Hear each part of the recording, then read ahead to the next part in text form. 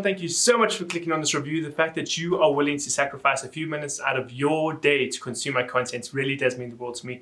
For those of you that are unaware, I try to review everything that gets released. So if you're ever curious about a new movie, series or show and you want to know if it's any good, come to my channel and I will let you know. And today we're going to be talking about arguably the weirdest, most over-the-top South African film I have ever watched, and that is Fried Barry. So Fried Barry is actually marketed as a Ryan Kruger thing, and it stars Gary Green as the titular Barry. If you are wanting to watch this, you can watch it on DStv Box Office, and it's going to be released on the 24th of October. Ultimately, the story sounds incredibly simple, but it is just so incredibly over the top. And that is that aliens take over a drug addict's body and let him just run amok throughout Cape Town.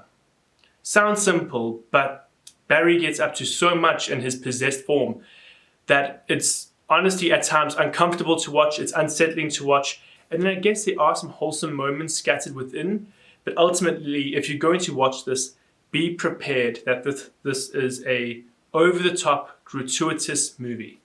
It is incredibly vulgar at times. In fact, this movie actually starts with the warning saying, this is an 18+ movie. Do not watch this film if you are below the age of that. This is for adults only. Like, the movie actually has that in the intro sequence. So you know you're going to be in for something that is incredibly, incredibly adult orientated the moment you start watching this movie.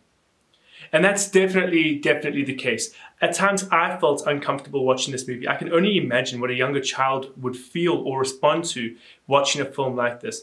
It is incredibly, incredibly hectic.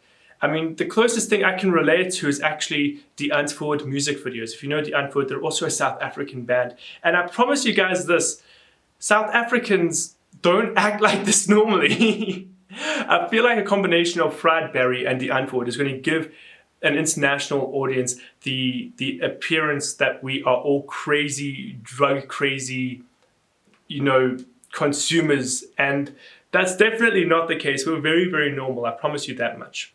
But in regards to Fried Barry, we're definitely seeing an incredibly dark take on South Africa and the Western Cape.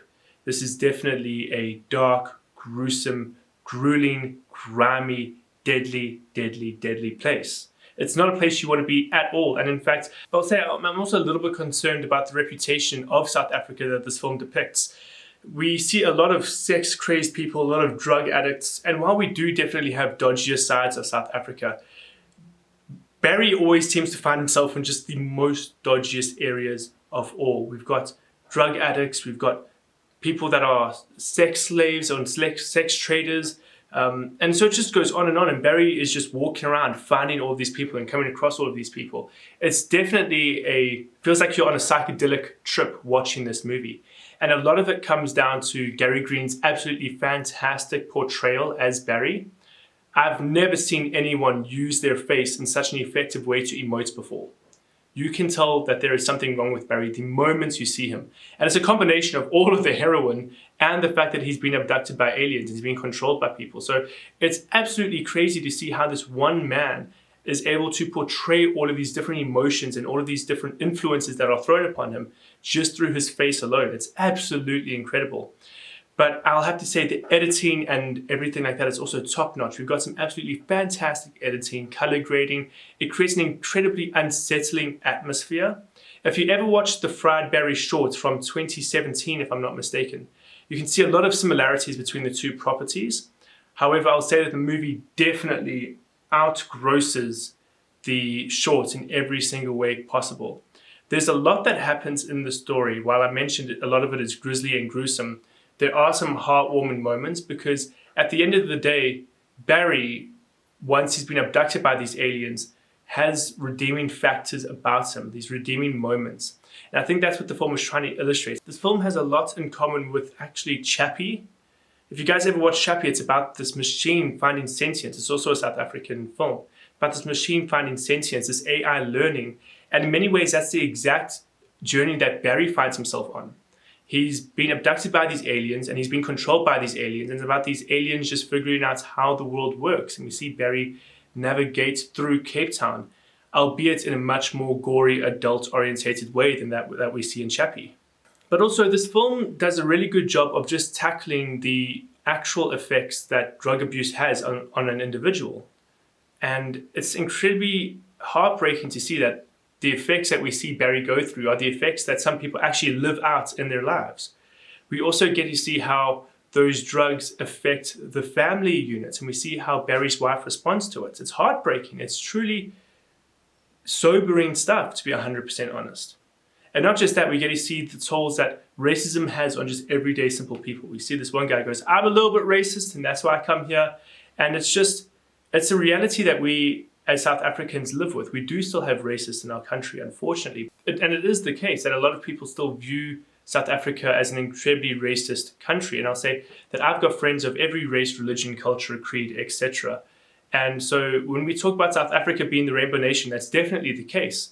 But there is truth to see that there are still racists that reside in the country. Unfortunately, that is just the case. So look, this is by far one of the most over-the-top and weird films, not just from South Africa, but from across the globe that I've ever watched.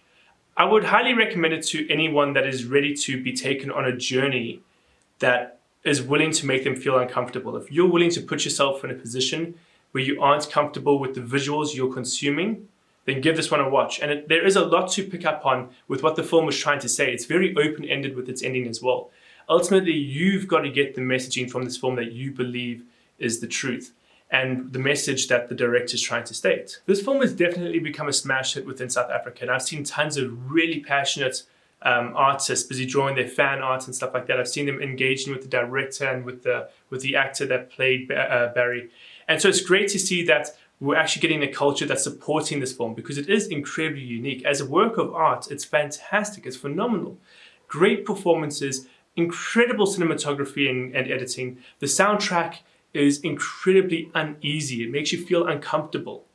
And so you've got this film where just all the right elements to make someone feel squeezy or uneasy exists. It's definitely a film that pushes you to your limits. And I enjoyed it for the most part. But guys, thank you so much for watching. It really does mean the world to me that you guys took some time out of your day to watch this.